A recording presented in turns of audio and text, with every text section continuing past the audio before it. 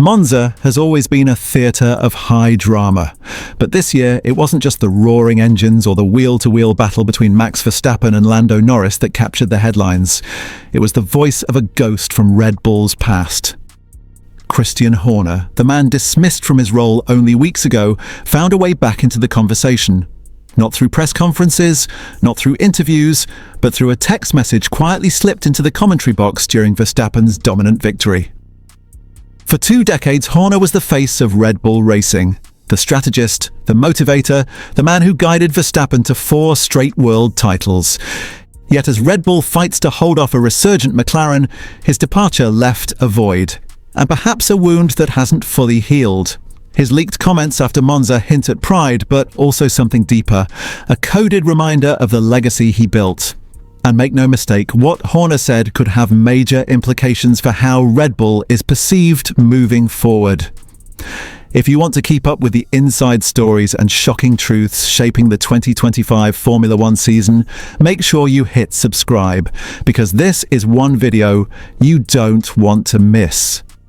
Christian Horner's exit from Red Bull was one of the defining shockwaves of 2025. After more than 2 decades at the helm, the man who built Red Bull into a Formula One powerhouse was suddenly removed from the team he had shaped into a dynasty. His departure in July left many unanswered questions. Was it purely about performance, or was it the culmination of months of internal power struggles within Red Bull's fractured ownership? Whatever the truth, Horner's sudden reappearance through a leaked text message during the Italian Grand Prix has reignited debate, speculation, and even suspicion. At first glance, the message seemed simple. A note sent to Sky F1 commentator Martin Brundle praised Red Bull's turnaround at Monza compared to last year. Horner wrote, "This was our worst race last year. We had the wrong downforce level. The team worked hard on the package and did a great job. They've turned it around." But as every Formula One fan knows, in this sport, words are never just words. They carry weight, timing, and often hidden meaning. And in this case, Horner's choice to comment during Verstappen's dominant Monza victory spoke volumes. To understand why, let's go back to Monza 2024. It was one of the low points of Red Bull's otherwise dominant era. Verstappen could do no better than 6th, fighting a car he described as undrivable.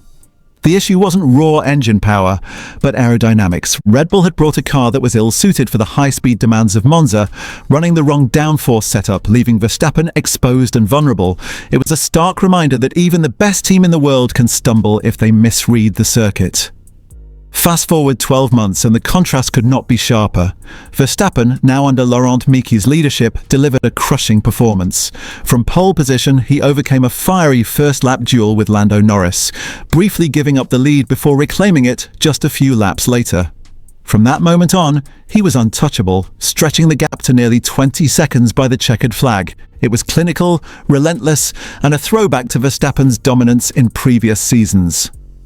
But here's where Horner's message matters. The aerodynamic corrections that allowed Red Bull to shine at Monza in 2025 weren't the work of just a few weeks.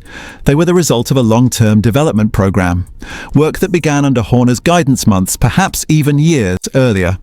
In other words, Horner was subtly reminding the world, this victory might have happened under Mekies' watch, but its foundations were laid during my tenure. And that's where the politics come in. Red Bull's ownership has been split ever since the death of founder Dietrich Mateschitz. The Thai majority owners and the Austrian minority have clashed over the team's direction.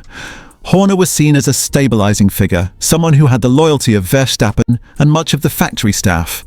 His removal was framed as a fresh start, but for many it was a coup, a power play that left scars inside Milton Keynes.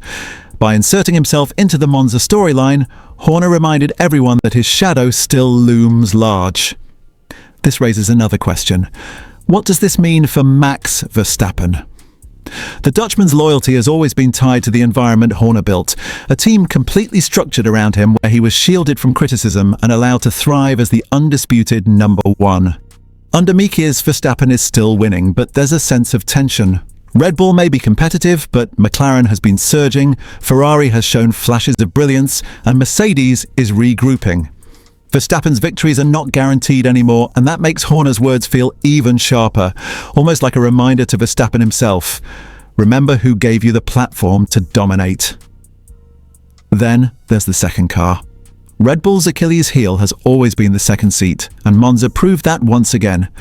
Yuki Tsunoda could only manage 13th, far adrift from Verstappen's blistering pace. Since replacing Liam Lawson just 2 races into the season, Tsunoda has only scored 9 points. In the same span, Verstappen has racked up nearly 200.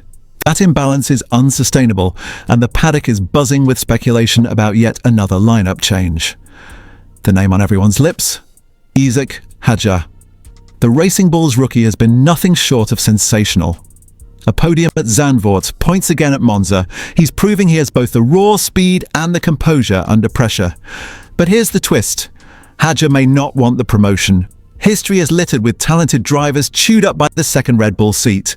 From Pierre Gasly to Alex Albon to Sergio Perez, the pattern is clear. The seat next to Verstappen can end careers rather than make them. Hadjar may decide that continuing to shine in a midfield car, away from Verstappen's shadow, is a better long-term strategy. This is where Horner's message takes on another layer of meaning. By praising the team's technical work, he wasn't just talking about downforce levels. He may have been sending a veiled warning. Red Bull's dominance is fragile. Push the wrong buttons, mishandle the driver lineup, and the team could easily lose its way. Horner knows better than anyone how delicate the balance is between unity and collapse. And he knows that without a strong second driver, Red Bull is vulnerable, not on Sunday afternoons when Verstappen can cover the gap, but in the Constructors' Championship, where consistency matters. Meanwhile, rivals smell opportunity. McLaren is positioning Norris as a real title contender. Ferrari, though inconsistent, still has the firepower to cause upsets. And Mercedes, while not yet at their peak, are working tirelessly behind the scenes. Every rival knows that if Red Bull's political battles spill into the garage, it could destabilize Verstappen's focus. And if Verstappen falters even slightly, the title race could swing wide open. So what do we make of Christian Horner's leaked message? On the surface, it looks like a proud former team boss acknowledging the hard work of his old crew. But beneath the surface, it feels like something more. It's a reminder of his legacy, a claim of ownership over Red Bull's success, and perhaps even a subtle dig at the leadership that replaced him. In Formula One, perception is everything. And right now, Horner has positioned himself as the ghost who refuses to be forgotten. And that may be the most dangerous part of all. Red Bull may have won Monza, but the bigger battle, the political war behind the scenes, the question of who really controls this team, and the looming decision over who partners Verstappen, is far from settled. Horner may be out of the garage, but make no mistake, his influence lingers, his words still sting, and his presence continues to shape the narrative of the 2025 season.